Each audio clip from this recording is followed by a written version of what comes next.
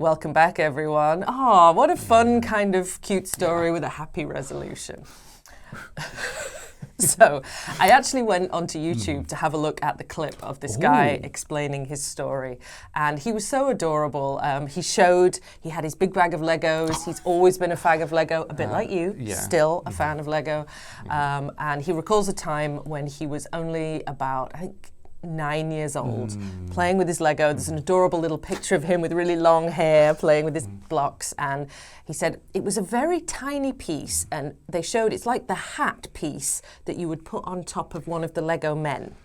That was the bit that went up there first. And so he said, I was kind of smart as a kid, so I thought I can get it out if I take my Lego man and put the whole Lego man up, snap the hat piece on inside my nose, and then I'll pull it out, right? That went kind of fine until then the head broke off in his nose and he pulled out just the body of his Lego man. So now the hat part and the head were stuck up his nose. He went to his mum, and he said, Mum, this has happened. She got the tweezers out and she fished it out. And she's looking inside and she thought, I've got everything. It's all gone. He felt fine. Everything proceeded normally. It wasn't until 26 years later, during a routine sort of checkup, that his doctor discovered something stuck in his nose. And he pulls out this little round yellow piece of plastic and said, what's this up your nose? And he remembered the moment from his childhood. He said, oh, goodness me, that's a Lego man's hat from my 9-year-old Lego set. And nobody could quite believe it. But he was very happy, that it had got out. It hadn't caused any problems. So it was a good result in the end, a kind of amazing story. Like he had no respiratory issues? I think actually he did say he suffered from asthma, but I don't know, is asthma caused by Lego? Oh, maybe obstructions. I thought it's more of an allergy, isn't it? Asthma, where your lungs can't fill correctly, and you take a little steroids to get it back. It could have been connected. It could have been connected, but I don't know if he was too badly affected. But anyway, yes, he was glad. I imagine he probably could breathe easier without that blockage. I would assume so, right? Like, wow, for the first time in my life, I'm breathing. Oh, wow. So, amazing all round and a happy ending. Yes. Very good. So let's get on to a few more wider questions. Okay. So would you agree that you are affected by many things from your childhood years? Can you give us examples? Oh, gosh. If we had time to get into my trauma from childhood or the examples from childhood, great. We don't.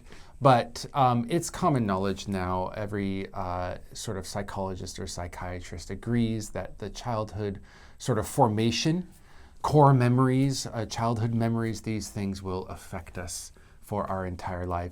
And they might actually just make our personality for our entire life. Of course, as adults, we can choose to change or go against what we learned as kids. I guess a lighter example would be I rode a very scary roller coaster when I was a kid, and from that day forward, I couldn't ride roller coasters anymore. Even now, I'm afraid of them. Yeah. Core trauma. Core trauma. Well, not like trauma, but enough to make me scared of roller coasters forever. Fair enough, yes. So you're still a fan of Lego. Correct. So you're definitely the right person for this question. Why have Legos remained such a popular toy for so long? If you want a really good nerd answer, you're going to have to go on YouTube. I'm not that big of a nerd, but I do realize that Legos have staying power. Number one, because they're plastic, so they will stay forever. Literally. But the reason they're popular, I think, is because they're timeless. They're classic. So not only as an adult, you're able to use your creativity to build whatever you want, even if it is, let's say you're really into planes and you want to build a plane from Legos, you can.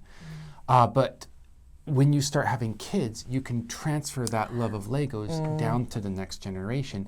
And not only that, you can have the same Legos that you had for your kids. Even the one that was up in your nose, you can give it to your kids. What an heirloom. Yeah. Wow. Yeah. I hope he washed it though. Oh, I hope so too. But I bet he kept it. He didn't mention it, but I'd keep it in a little jar. Oh, absolutely. Oh, finally out. Oh. Anyways. Perfect. Okay, well, before you get to your next Lego construction, please take a moment to check out the vocabulary list. You know, clear the respiratory passages, take a deep breath, and you'll be good to go. See you in the next one. Bye-bye.